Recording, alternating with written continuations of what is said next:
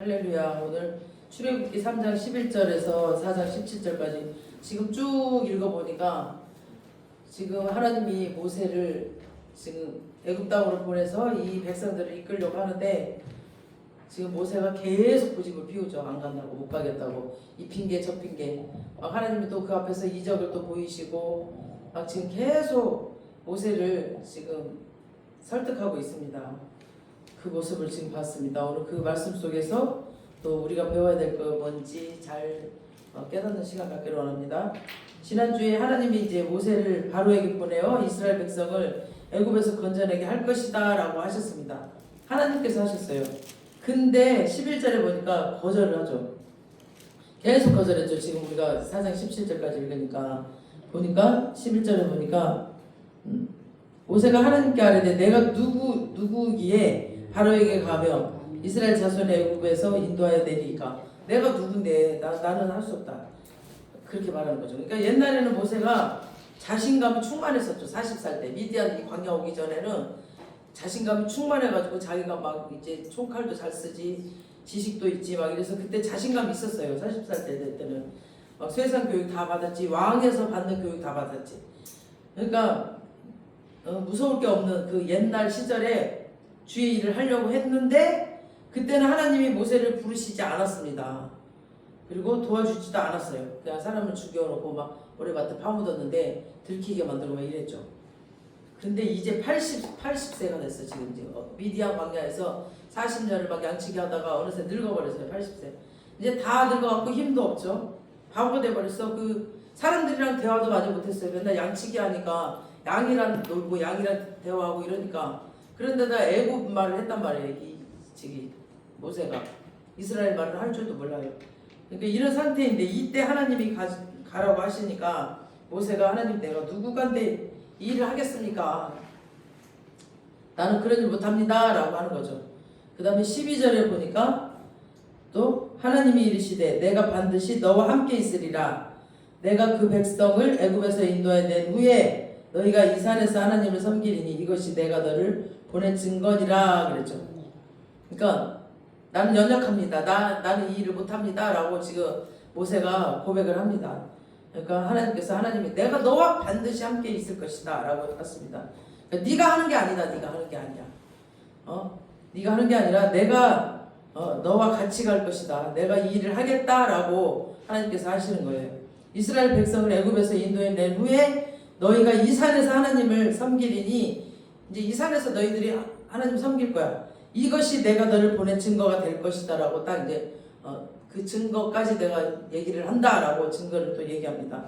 그러니까 옛날에는 자신감이 충만했던 모세가 지금은 자신감도 없고 지금 바보가 되어버렸습니다. 그러니까 하나님이 40년 동안 얼마나 훈련을 시켰는지 자신감도 없고 또 힘이 다 빠져버렸어요. 그러니까 아무것도 못한다고 합니다. 맞아요. 우리 사람은 못해요. 우리 사람들은 아무리 뛰어난 사람들도 하나님이 도와주지 않으면 못해요. 우리 여호와 하나님께서 천지를 만드시는 하나님께서 나와 함께 해주신다면 하실 수 있습니다. 근데 우리는 우리 힘으로 이 고백이 성도의 진정한 신앙적 고백입니다. 이 고백이 나와야 돼요. 그래서 정말 자기 실력이 뛰어난 사람들은 보면은 막 그 성악 가수들도 보면은 엄청나게 목소리가 좋아. 근데 하나님이 막 성대결절을 오게 만들어. 그래가지고 막 수술을 하고 막 피를 토하면서 그러면서 막 찬양을 하게 하셔요. 그러니까 한 곡 한 곡 할 때마다 하나님을 의지하지 않으면 안 돼. 그렇게 하나님이 만드세요. 그러니까 아무리 네 실력 갖고는 하라고 네가 했다라고 자랑할까 봐 하나님께서 그렇게 하지 않으세요. 모세가 이제 아유 주여 내가 지금 누구간데 나는 이 일을 할 수 있는 사람이 안 됩니다. 내가 뭐라고 그 일을 합니까? 나는 못합니다 라고 지금 거절할 때 하나님께서 네가 아니라 내가 너와 함께 하겠다라고 했습니다. 성도의 자랑은 나의 연약함을 말해야 됩니다. 연약함, 부족함. 그러니까 내가 연약할 때 하나님이 나를 통해서 하나님의 강함에 나타나십니다. 우리 고린도후서 11장 30절에 보면 바울이 고백하죠. 내가 부득불 자랑할진데 내가 약한 것을 자랑한다라고 했어요. 사도 바울도. 그러니까 바울에게 간질병이 있었죠. 육체에 가시가 있었어요. 육체에 가시. 사도 바울이 정말 그 세계를 다 다니면서 전도를 하고 막 그랬는데 자기에게 육체의 가시가 있었어요. 너무너무 힘들었어요. 이것 때문에 육체의 가시. 다른 사람 병은 다 고쳤어. 막 예수 이름으로 고치고 죽은 자도 살리기도 하고 막 이랬어요. 사도 바울이 막 손수건만 얹어도 병이 났고 막 이런. 근데 자기 병은 못 고쳤습니다. 그래서 하나님 앞에 간절히 3번이나 기도했어. 바울이 3번이나 간절히 기도했다라고 그랬습니다. 그때 하나님의 응답이 보면은 고린도후서 12장 9절에서 10절 한번 띄워주세요. 시작. 나에게 이르시기를 내 은혜가 내게 족하도다. 이는 내 능력이 약한 데서 온전하여 재미라 하신지라. 하나 더 넘겨보세요. 10절. 없어요? 9절. 그러므로 도리어 크게 기뻐함으로 나의 여러 약한 것들에 대하여 자랑하리니 이는 그리스도의 능력이 내게 머물게 하려 함이라. 아멘. 사도 바울도 이렇게 고백을 했어요. 그러니까 우리 성도의 약함에서 하나님의 강함이 드러납니다. 그러니까 저 사람은 저걸 도저히 할 수 없는 사람이야. 겉으로 봤을 때 저 사람은 도저히 할 수 없는 사람인데 그 일을 해내요. 그리고 연약한 사람이 감당할 수 없는 일을 해낼 때 사람들이 보기에 저 사람은 절대 할 수 없는 사람인데 저 사람 속에 있는 하나님이 하신 것이다 라고 하나님을 보게 돼요. 그 사람을 통해서. 그러니까 그 사람에게서 이제 하나님을 깨뜨려 보죠. 하나님이 말씀하십니다. 너는 약해야 된다. 바울아, 네가 약해야 너를 통해서 내 능력이 나타나고 네 병도 못 고쳐야 네가 다른 사람을 치유하고 고칠 때 그 가운데서 나의 강함과 내 능력이 나타난다. 내 은혜가 너에게 족하다라고 말씀하셨습니다. 그러니까 너 병도 고쳐봐. 그러니까 이 병 고치는 거 내가 고치는 거 아니다. 하나님이 고치는 거다. 나도 병자다. 내 병도 내가 못 고친다. 하나님이 고쳐주셔야 한다. 이렇게 계속 간증할 수 있도록 이 바울에게 가시를 주셨어요. 여러분, 우리의 연약함을 부끄러워하지 마세요. 그리스도 안에서 이미 우리는 치유되었고 우리 연약함을 통해서 그리스도의 강함을 드러내고 있습니다. 아멘. 내 과거가 부끄러울지라도 그 부끄러움이 나를 통해 계속 하나님이 드러나는 겁니다. 우리는 그리스도를 이렇게 보배를 질그릇에 가진 자예요. 그러므로 이제 질그릇이 자꾸 드러나면은 내가 자꾸 드러나면은 그 안에 있는 그 보배 그리스도가 감추어져 버려요. 그러니까 그 질그릇이 내가 자꾸 깨져야 내 안에 있는 보배 그 그리스도가 자꾸 드러나는 겁니다. 그래서 나는 깨지고 나는 죽어야 돼. 그래야 주님이 드러나요. 나를 통해서. 그래서 우리의 막 옛날 실수도 많았던 것들, 우리의 연약한 것들, 막 그런 거, 어떤 깡패는 또 하나님 만나가지고 또 새롭게 됐고, 이런 것들이 다 자기 힘이 아니라 예수님의 힘이었고, 예전에 제가 그렇게 살고 싶어서 살 게 아니었는데, 그런 삶을 살았는데 하나님이 나를 이렇게 고쳐주셨다. 그러니까 그 예전에 우리의 그 부끄러운 삶은 부끄러움이 아니에요. 정말 그 안에 주님께서 일하심을 우리가 계속 드러내야 돼요. 성도가 약함이 자랑이 되어야 됩니다. 그래야 하나님 나와 함께 해달라고 기도가 나오는 거죠. 하나님 나와 함께 해주세요. 내가 다 할 줄 알면 기도 안 하거든요. 근데 내가 못하니까 기도하게 돼요. 그러니까 지금 모세는 하나님 내가 약해서 못하겠습니다 할 때 내가 너와 함께 하겠다라고 하나님이 지금 말씀하셨습니다. 여러분, 나의 연약함, 나의 부족함 부끄러워하지 마세요. 절대로. 오히려 그걸 자랑하세요. 그래야 내 속에 있는 이 보배 그리스도가 내 속에 있는 하나님의 능력이 나를 통해서 역사를 하십니다. 이것이 우리 성도의 영광입니다. 내가 너와 함께 할 테니까 가라. 그랬더니 모세가 또 그렇게 했느냐? 아니요. 13절 한번 읽어보겠습니다. 13절. 저걸 끄든가 더 덥네요. 13절 시작. 모세가 하나님께 아뢰되 내가 이스라엘 자손에게 가서 이르기를 너희의 조상의 하나님이 나를 너에게 보내셨다 하면 그들이 내게 묻기를 그의 이름이 무엇이냐 하니 내가 무엇이라고 그들에게 말하리까? 그러니까 애굽에는 모든 게 다 신이에요. 신이 엄청 많아. 해도 신이고 달도 신이고 물도 신이고 강도 신이고 막 먼 나무도 신이고 다 신. 근데 특별히 애굽에 8개 주신이 있어요. 주신. 그러니까 어떤 사람이 어떤 신에게 이제 부름을 받았어. 그러면은 그 8신 중에서 어떤 신한테 너는 부름을 받았냐? 라고 꼭 물어봐요. 그러니까 이스라엘 백성은 애굽에 있는 그 400년 동안 다른 신을 다 섬겼거든요. 하나님을 모르고 살았어요. 지금 이 사람들이. 그 증거가 여호수아 24장에 여호수아가 고별 설교를 할 때 너희는 하나님만 섬겨라. 말하면서 너희가 애굽의 신들을 버리고 앞으로 가나안 땅에 들어가서 만날 신들을 버리고 하나님만 섬기라라고 여호수아 24장에 보면 나와 있습니다. 그러니까 이들은 하나님을 섬기지 않았다는 얘기죠. 그러니까 이스라엘 백성이 애굽에 살면서 하나님의 말씀대로 살지 않고 애굽의 신들을 섬겼습니다. 그래서 이거에 대한 이제 벌도 또 있어요. 그래서 모세는 이스라엘 백성이 그거 물어볼 거라는 거 이제 뻔히 알았겠죠. 내가 하는 어떤 신을 하나님의 신을 받고 왔다고 그 8신 중에 누구냐라고 물어보겠죠. 그러니까 하나님이 나를 보내서 왔다. 그럼 분명히 물어볼 거 말이에요. 근데 나도 하나님을 잘 모르는데 지금 보세요. 나도 자기 하나님 몰라요. 하나님을 잘 모르는데 지금 이스라엘 백성이 지금 무슨 신을 받고 왔냐 이렇게 물어보면 누구라고 대답을 합니까? 그러니까 이제 이 말은 나는 그 일을 할 사람이 아니다 라는 뜻입니다. 그러니까 안 하겠다는 거죠. 그러니까 모세가 두 번째 핑계로 나는 이제 하나님을 모른다 라고 얘기를 합니다.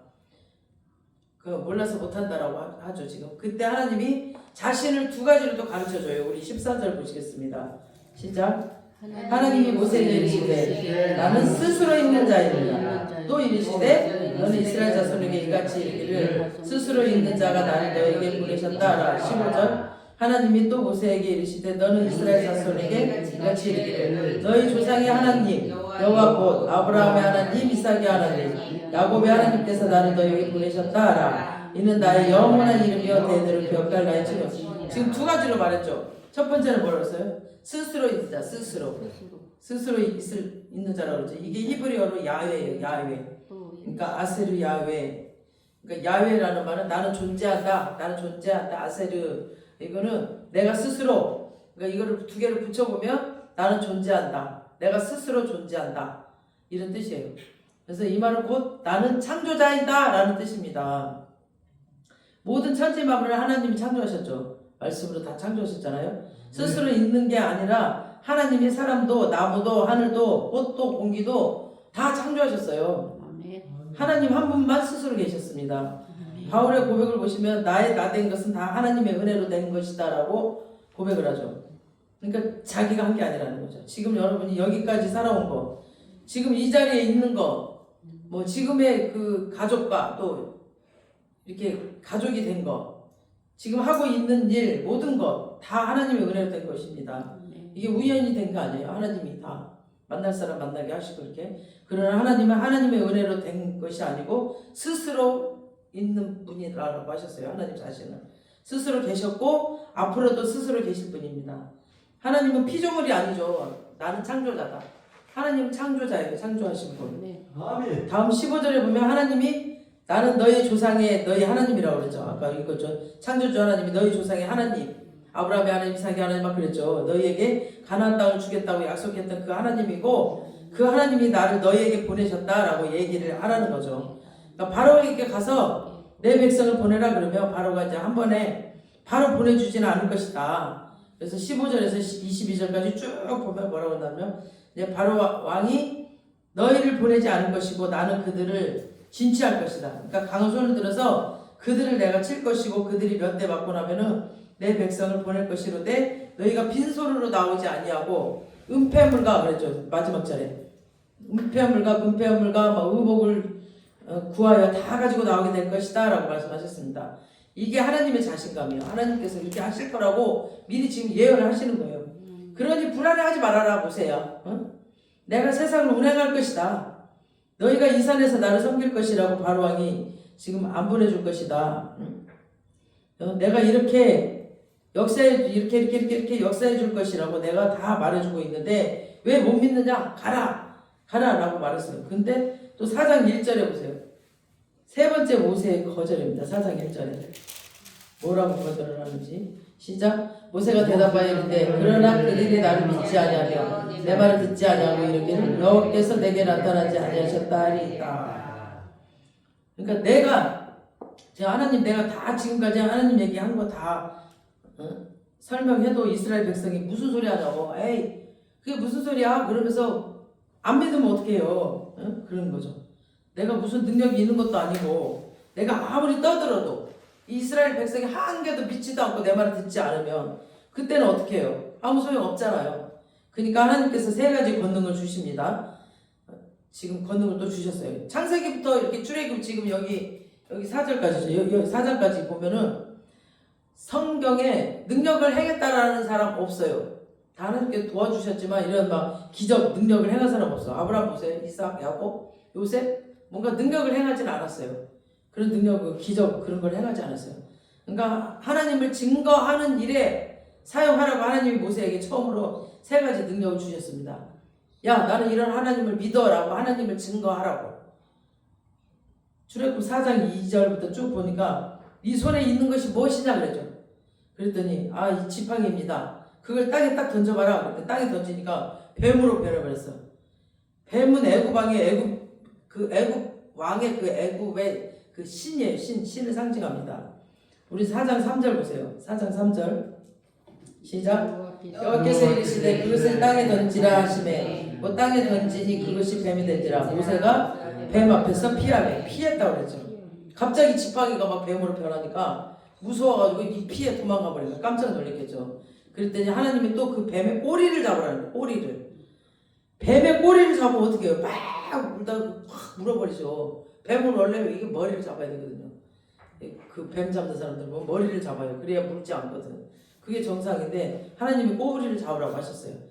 그래서 그래도 어떻게 잡았나 봐요. 모세가 딱 잡았더니 다시 지팡이가 돼버렸어. 이 말은 바로 왕이 네 손 안에 있을 것이다 라는 뜻이에요.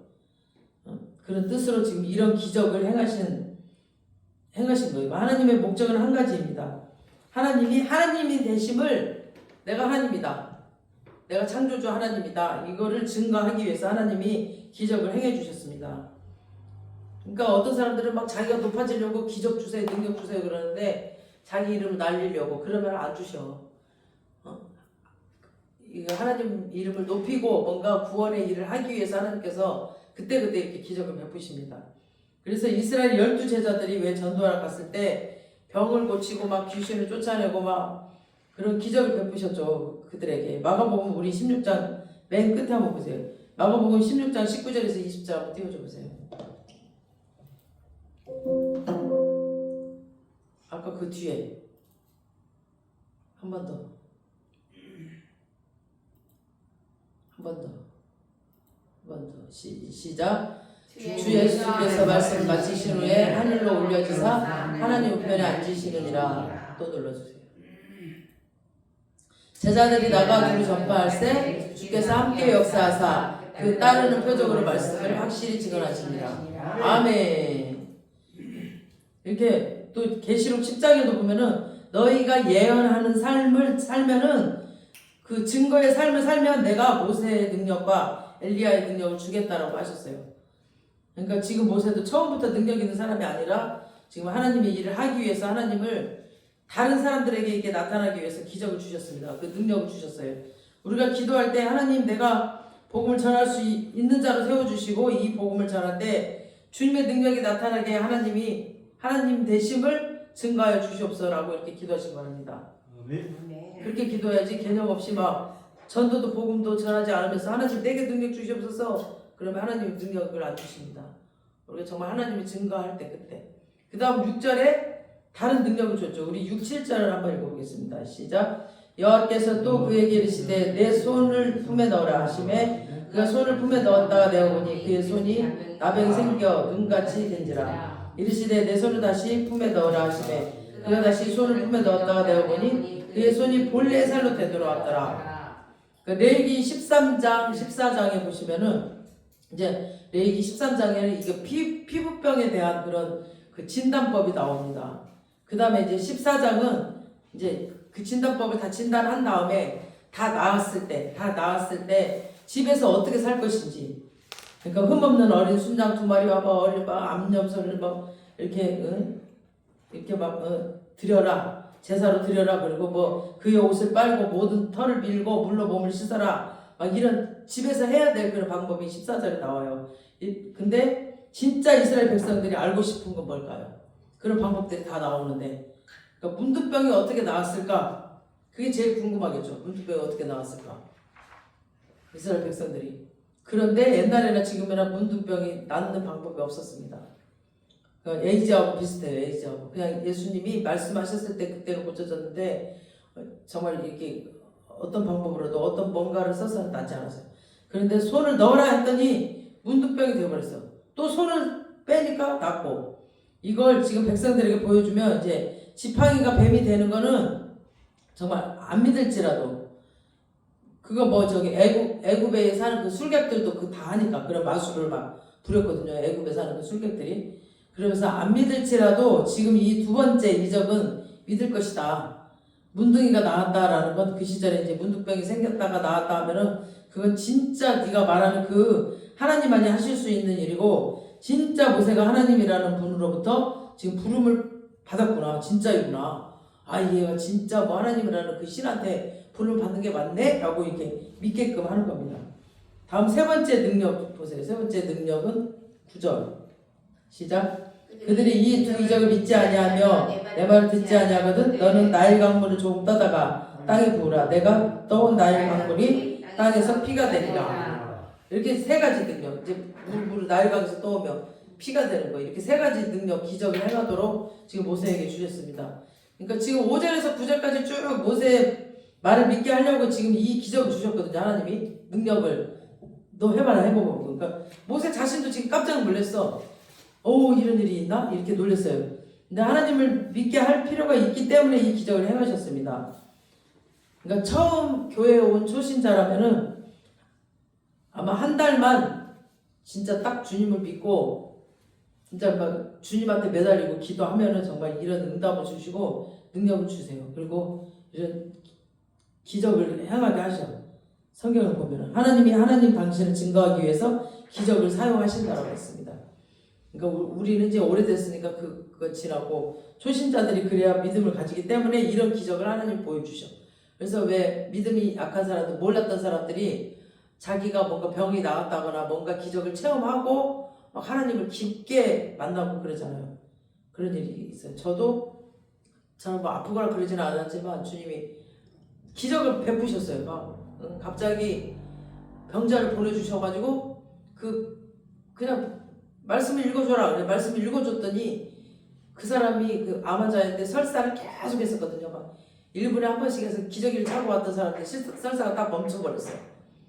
그러니까 막 깜짝 놀래가지고 그 다음날부터 짐보따리 싸갖고 와가지고 막 우리 그 사무실에서 같이 지내고 이랬거든요. 그러니까 그 사람도 스님이었거든요. 여스님, 여자가 스님이었어. 근데 어떻게 암이 걸리니까 하나님을 만났더라고. 교회를 왔더라고요. 우연히 이제 그 교회 제가 이제 사역하러 갔다가 만났어. 그래가지고 이제 내가 어디 산다 얘기하니까 암센터 왔다가 저를 찾아왔더라고. 그래가지고 그런 기적을 보여주시고 하나님 살아계심을 그 사람이 딱 증거하고 그때 제가 도시가스비 막 50만원 120만원 얼마 못 내고 있을 때 자기 아들이 토요일날 결혼식 했다고 그 감사원금을 자기 교회에다 드리려고 했는데 그 자리에다 우리에 내놓더라고요. 그래서 하나님이 그 병자를 보내서 그 병자를 또 고치시고 또 우리 문제도 해결하시고 이렇게 하시더라고요. 그러니까 그런 기적들을 많이 체험했어요. 저는. 그러니까 우리 아들이 그 옆에서 그걸 보면서 깜짝깜짝 많이 놀랬죠. 그러니까 그런 기적들, 엄청난 기적들을 행했어. 그러니까 아까도 제가 어떤 목사님 간증 들었는데 진짜 돈이 없어갖고 그 코로나 때 이제 막 일을 하고 이랬대요. 근데 무슨 저작권이니까 자기가 뭔가 그 찬양을 했는데 저작권 협회에서인가 얼마가 딱 30만 원이 자기가 필요했대. 자기 아들 고등학교 학비를 보내려고 30만 원이 필요했는데 어떻게 띵 들어오더래 돈이. 그래서 보니까 300에 들어왔대. 그래서 아니 이거 누가 이렇게 보냈지? 뭐야 이게 뭐 이렇게 많이 보냈지? 300을. 그래서 막 이 돈을 어떻게 쓸 것인가? 우리 여행을 갈까? 어떻게 할까? 뭘 할까? 막 이렇게 막 계산을 했대요. 그리고는 주일이 되어서 일단 11조 30을 드렸대. 그리고 오후쯤 되니까 전화가 와가지고 아 목사님 그거 제가 잘못 알고 공 하나 더 붙여서 보냈다고 270은 도로 달라드래. 그래가지고 막 진짜 낙심이 돼가지고 하나님 뭐냐고 나 약 올리는 거냐고. 근데 너무 웃었대. 그냥 웃었대. 자기네가 그렇게 막 그래도 순간 꿈꿨잖아. 300 가지고 내가 어떻게 쓸까 꿈꿨잖아. 그래서 270 보냈대요 그냥. 그랬는데 그 주에 정말 그 10배로 채워주시더래. 300을 다시 채워주시더래. 그러니까 달아보신 거야 하나님이. 네가 돈을 어떻게 쓸 것인가 달아보신 거였어요. 그러니까 저도 달아봄이 있었거든요. 딱 67만 원이 필요했는데 67만 원이 딱 들어온 거예요. 근데 이거를 옛날 같은 데가 하나님이 은혜네 어떻게 알고 이렇게 보내셨지? 했는데 이건 아니야. 누가 잘못 보낸 거 뻔히 알잖아요. 그래서 막 뒤져가지고 제가 그때 퀴 갈 때인데 이제 그 배송비를 받았는데 그분이 그 계좌번호가 있으니까 다른 거래처에 보내야 될 걸 저한테 보냈나 봐. 갖고 그거를 며칠 찾았어요. 하루 몇 건씩 일을 하니까 찾기가 힘들잖아. 누군지. 그래서 전화해보고 해가지고 찾아서 돌려드렸어. 그러니까 그렇게 달아보시더라고 저를. 그러니까 물질도 하나님이 달아보세요. 그러니까 정직하게 쓰게끔. 그러니까 물질 훈련이 가장 중요해. 이 목회자로서는 물질과 이성 문제를 가장 중요하게 하나님 달아보세요. 그러니까 달아볼 때 그 빨리 알고 우리가 다윗 같은 경우는 넘어갔지만 또 바로 회개했고 요셉 같은 경우는 절대 안 넘어가잖아요. 그 여자한테. 그러니까 정말 하나님이 달아보시는 걸 우리는 잘 이겨내야 됩니다. 진짜 하나님 살아계십니다. 아멘. 우리가 연약할지라도 모세가 연습해서 기적을 지금 한 게 아니잖아요. 그냥 하나님만 증거하면은 하나님께서 기적으로 하나님 살아계심을 나타내시겠다고 세 가지 지금 표적을 주셨습니다. 이렇게까지 해주고 가라고 하나님이 하셨는데 10절에 또 모세가 거절합니다. 하나님 나는 못 갑니다 라고 10절 한번 보시겠습니다. 10절 시작. 모세가 여호와께 아뢰되 오 주여 나는 본래 말을 잘하지 못하는 자이다. 주께서 주의 종에게 명령하신 후에도 역시 그러하니 나는 입이 뻣뻣하고 혀가 둔한 자이다. 또 핑계대. 와 진짜 나 같으면 진짜 엄청 고집이 세죠. 지금 이 모세가 절대로 이 모세를 보지 마세요. 우리가 출애굽이나 이런 거 볼 때 모세를 보면 안 돼요. 모세를 사용하신 하나님을 보셔야 돼. 지금 모세를 부를 때도 이렇게 힘들게 부르고 계시잖아요. 지금 정말 고집으로 똘똘똘똘 뭉쳐가고 겸손을 가장해가지고 겸손한 척하면서 끝까지 하나님의 부르심을 거절합니다. 그러니까 모세가 막 학술이 능하고 말도 잘하는 그런 사람이었거든요. 원래 모세가 히브리어를 어릴 때 엄마로부터 듣긴 들었지만 저땐 이후로 애굽에 40년 살면서 히브리 말을 잘 안 했어요. 그러니까 그 말을 잘 못했다는 얘기가 그 히브리 말을 잘 못해서 그 왜 그 미국에서 오래 사는 사람들은 한국말을 좀 약간 떠듬떠듬하잖아요. 말을 그러니까 그네 같은 애들 그네도 한국말을 하긴 하는데 약간 단어도 틀리게 하고 그 깊은 뜻을 모르고 그런 다른 뜻이야 지금 이 말이 자기가 말을 못하고 이런 거는. 근데 내가 미디안 광야에서 살았기 때문에 말을 할 기회도 없었어요. 그래서 이스라엘 백성들을 출애굽 시키려면은 뭔가 히브리 말도 유창하게 해야 되고 뭔가 감동을 줘야 되고 그러잖아요. 근데 그게 이제 걱정인 거야. 말도 잘 못하고 히브리 단어도 잘 모르지. 단어도 잘 몰라. 그러니까 그게 뭐예요? 하고 이모가 그네가 자주 물어봐요. 좀 어려운 말은 얘가 아는 것 같은데 그 단어들을 모르더라고 많이. 그래서 그게 뭐예요? 그러면 이제 또 말해주고 그러거든. 그러니까 일반적인 말도 잘 못하는데 내가 그들을 끌어내려면 진짜 입이 둔하고 혀가 뻣뻣한 사람이다라고. 말 잘하는 사람을 보내세요. 나는 못합니다. 그러니까 이제 하나님께서 모세에게 또 뭐라 그래요? 4절부터 12절까지 쭉 보면 11절 12절 보니까 11, 12절 한번 보겠습니다. 다시 11, 12절 시작. 여호와께서 그에게 이르시되 누가 사람의 입을 씌웠느냐? 누가 말 못하는 자라 못 듣는 자라 눈 밝은 자라 맹인이 되게 하였느냐? 나 여호와가 아니냐? 이제 가라. 내가 내 입과 함께 있어 할 말을 가르치리라 라고 했어요. 그러니까 이제 가라. 네가 히브리어를 못하더라도 내가 너에게 할 말을 가르치고 생각나게 할 테니까 가라. 우리 마태복음 그 10장 19절부터 또 쭉 보시면은 복음을 전하는 그 제자들에게 너희들이 어느 총독이나 어느 임금들 앞에 가가지고 끌려가고 잡혀갈지라도 네가 할 말을 연구하지 말으라고 했어요. 그때 너와 함께해서 말하게 하시는 이는 네 속에 있는 성령이시니 성령이 너로 하여금 말하게 하실 것이다. 네가 거기에 잡힌 것도 너를 고통을 주기 위해서 잡힌 게 아니라 그 사람들도 그 총독들 그 임금들도 복음을 들어야 되기 때문에 내가 너를 그곳에 잡히게 만들었다. 잡혀서 그곳에 들어가게 했다라고 그들에게도 내가 복음을 전하기 위해서 그랬다라고 하십니다. 그래서 사도 바울은 감옥에 갇혀서도 항상 복음 전했어요. 그곳에서. 그러니까 네가 무슨 말을 할지 염려하지 말고 생각하지 말라고 했습니다. 그러니까 저도 설교를 하다 보면 제가 생각지도 않은 일을 그때그때 이렇게 말이 나와요. 그러니까 하나님께서 성령님께서 함께 하시니까 최선을 다해서 설교를 준비를 합니다. 그래도 하나님이 하시는 말씀이 있어요. 그러니까 결국 나를 통해 말하게 하시는 분은 하나님이십니다. 아멘. 우리가 부족할지라도 하나님이 가라고 이렇게 하셨을 땐 가라 하면은 하나님이 함께 계시며 할 말을 가르치리라 하셨습니다. 그래서 모세가 갔느냐? 또 13절 보시겠습니다. 또 13절 시작. 모세가 이제 오 주여 보낼 만한 자를 보내소서. 끝까지 지금. 그러니까 이 말을 해석하면 뭐냐면 하나님 지금까지 내가 말한 거 내가 가기 싫다는 말이에요. 가기 싫다고 하는 말인데 어째 지금 다른 사람 보내세요. 하나님 내가 누구간데 가겠습니까? 막 그 다음 내가 하나님을 몰라서 못 가겠습니다. 또 하나님이 가르쳐 주니까 또 그걸 말이라고 하세요. 막 그들이 그걸 믿겠어요?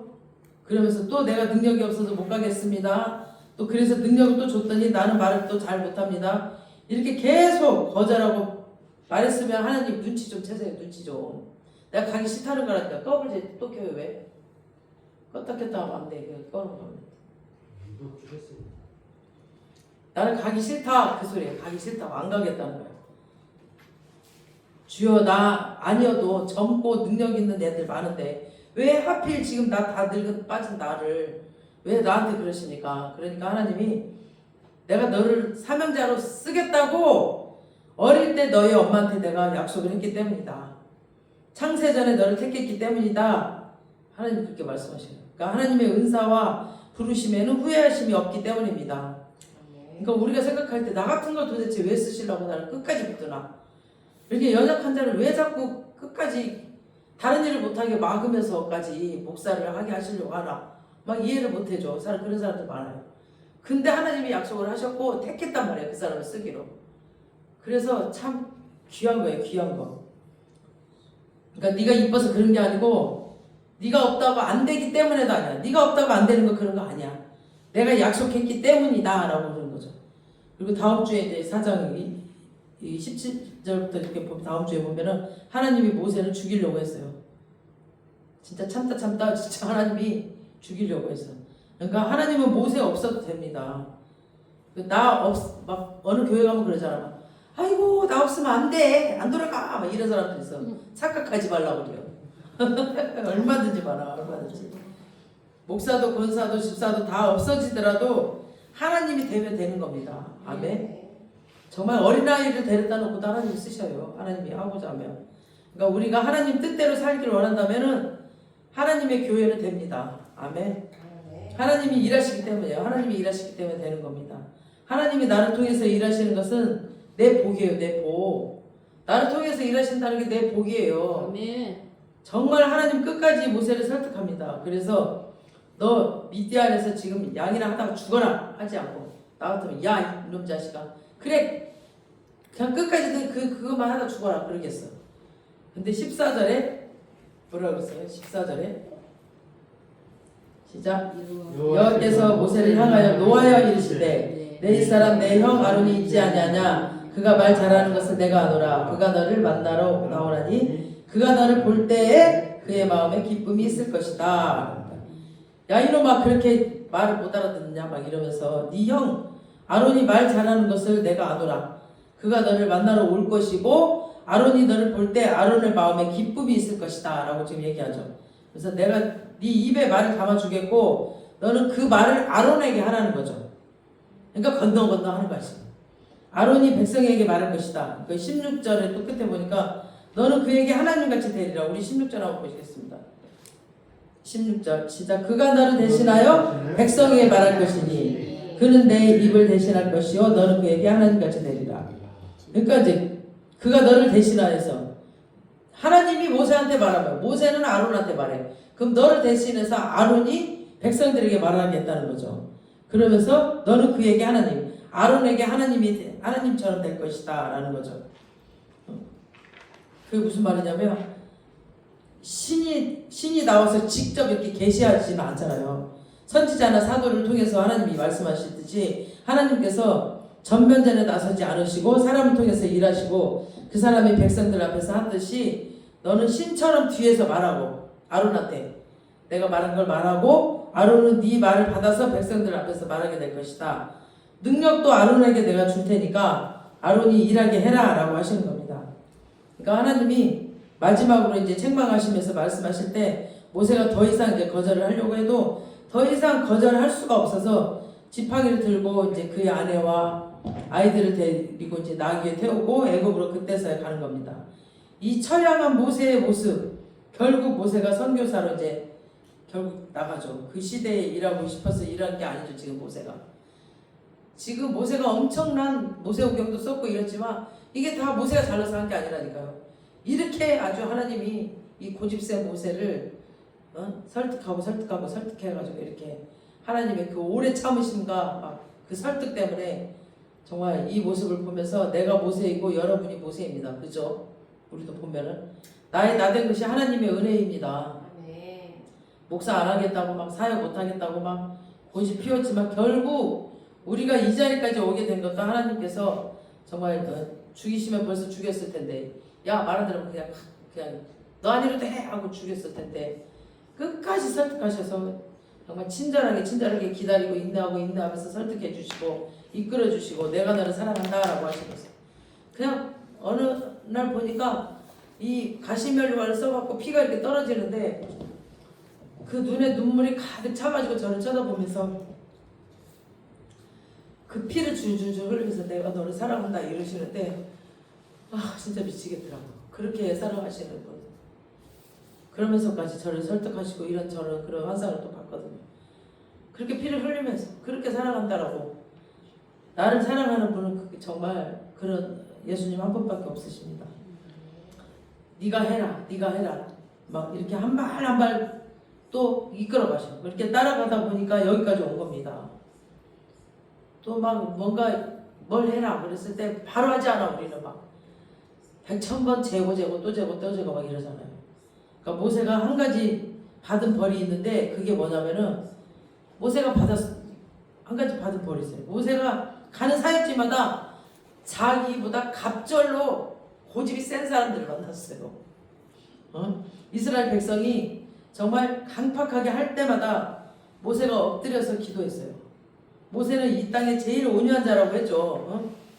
말씀을 그랬어요. 이 땅에서 제일 온유한 자라라고 말씀하셨어요. 그러니까 이 온유의 참뜻이 뭐냐면은 크라우스 길들여짐으로 길들여진다. 그러니까 야생마를 끌고 와가지고 온유하게 만들었다는 거죠. 원래 야생마가 온유했으면은 크라우스가 아니죠. 원래 야생마는 막 뒷발질하고 막 이리 뛰고 저리 뛰고 난리를 쳐. 막 천방지축이야. 근데 길들임으로 길들여졌어요. 크라우스입니다. 크라우스. 말 안 듣는 이스라엘을 볼 때마다 이제 자기 생각이 나는 거죠. 내가 하나님이 그렇게 불렀는데 이렇게 고집피고 저리 고집피고 어째 그리 나랑 똑같냐. 막 이스라엘 백성을 보면서 정말 나처럼 고집이 똥고집이네 막 이렇게 생각을 했을 겁니다. 근데 하나님은 끝까지 자기를 설득했어요. 그걸 보고 자기는 엎드리는 거죠. 그래서 나는 지금 모세가 진짜 내가 저들을 다 죽여버리겠다. 너만 나와라. 그랬을 때 막 모세가 막 설득을 했잖아. 하나님한테. 하나님 왜 저들을 한 번만 용서해 주라고. 그래서 나는 모세가 진짜 왜 저렇게 마음이 넓은가. 그럼 나는 우리 성도들을 향해서 그렇게 중보 기도 해본 적이 있었던가. 막 그러면서 울었던 적이 있었거든요. 근데 여기를 오늘 지금 하면서 이제 그게 풀어졌어. 그래서 그랬구나. 지가 하나님한테 그 긍휼함을 받았기 때문에 모세가 그 백성들을 향해서 그런 마음을 갖고 중보기도 하는구나. 이걸 이때 알았습니다. 이거 준비하면서. 그러니까 모세가 첫 번째 만난 사람이 누구였죠? 바로왕이었죠. 바로왕. 그러니까 모세는 5번 거절했죠. 지금 하나님 나 못 가겠다고 지금 계속. 근데 바로는 10번 거절해요. 10번. 그죠? 막 10가지 재앙 내릴 때까지 거절해요. 안 보내잖아요. 그러니까 2배로 더 고집 센 사람을 만났어. 이스라엘 백성들도 모세를 따라 광야 생활할 때 진짜 말 안 들었죠. 우리가 애굽에서 살았다라면 오이, 부추 이런 거 다 먹었을 텐데 이거 뭔 고생이냐고 그러면서 맨날 불평불만했죠. 이 이스라엘 사람들이. 그러니까 그렇게 똥꼬집을 피웠어. 그러니까 10번 이상, 20번, 몇천 번 아주 그냥 모세 말도 듣지도 않고 이랬어요.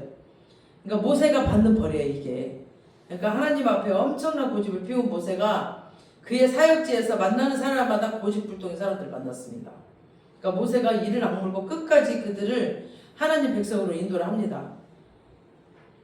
자기가 그래봤기 때문에. 그러니까 모세가 이제 죽고 여호수아가 딱 이스라엘 백성을 딱 물려받았죠. 여호수아는 바로 순종하는 사람이었죠. 그리고 하나님이 시키는 대로 살았던 사람입니다. 여호수아가. 그러니까 여호수아가 딱 이스라엘 백성의 리더가 되자마자 이스라엘 백성이 손바닥 뒤집듯이 달라졌어요. 순종을 잘해요. 막 다 따라했어요. 백성들이 달라지죠. 야곱도 보세요. 자기가 속이는 자로 살았죠. 속이는 자로 살다가 속는 자가 돼버렸죠. 계속 속고 살았어요. 얘가 이제 삼촌한테 갔을 때 지금 여러분이 사는 것은 심는 거예요. 심는 거. 기도도 지금 우리가 하는 거 심는 거예요. 헌금도 심는 것이고 말씀도 계속 읽으면 그게 심는 것이고 또 선한 삶을 사는 것도 심는 것이에요. 그리고 우리가 뭔가 악한 삶을 사는 거, 우리가 욕심 부리고 사는 삶, 이게 다 심는 거예요. 내가 욕심 부리면 그만큼 욕심 부리는 사람 만나고 막 악한 삶을 살면 악한 사람 만나고 이래요. 여러분 사는 대로 반드시 그 열매를 따먹습니다. 그러니 정말 삶을 잘 심어야 됩니다. 좋은 것을 심는 사람은 선한 좋은 열매들을 기대하시고 혹시 악한 것을 심고 있다면 그대로 열매 맺는다는 걸 꼭 아시기 바랍니다. 그래서 빨리 돌이켜야 돼. 하나님께서 심는 대로 거둔다고 하셨습니다. 갈라디아서 6장 7절 한번 띄워주세요. 시작. 스스로 속이지 말라. 하나님은 업신여김을 받지 않으시나니 사람이 무엇으로 심든지 그대로 거두리라. 아멘. 사람은 속여도 하나님은 못 속이거든요. 그래서 하나님이 그대로 거둔다고 했어요. 고린도후서 9장 6절 띄워주세요.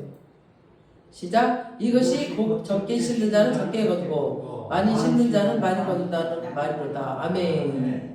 그러니까 모든 삶이 우리 성도들의 삶은 심는 삶입니다. 말씀이 설교가 막 목사의 말이 이해가 안 될지라도 여러분 순종하시기 바랍니다. 목사가 잘못했다면 하나님이 때려요. 하나님이 벌 주시고 무조건 순종하십시오. 여러분이 혹시 그 순종으로 인해서 만약에 손해를 봤다면은 하나님께서 보상하십니다. 그거 다. 그러니까 사람은 무엇을 심든지 심는 대로 거둡니다. 모세가 고집을 심었더니 그의 삶의 현장에서 고집쟁이들을 만나게 하심으로 그의 고집이랑 똑같은 그런 고집이었어요. 그 고집으로 갚으셨어 하나님이. 네가 고집 심었지? 고집으로 내가 줄게.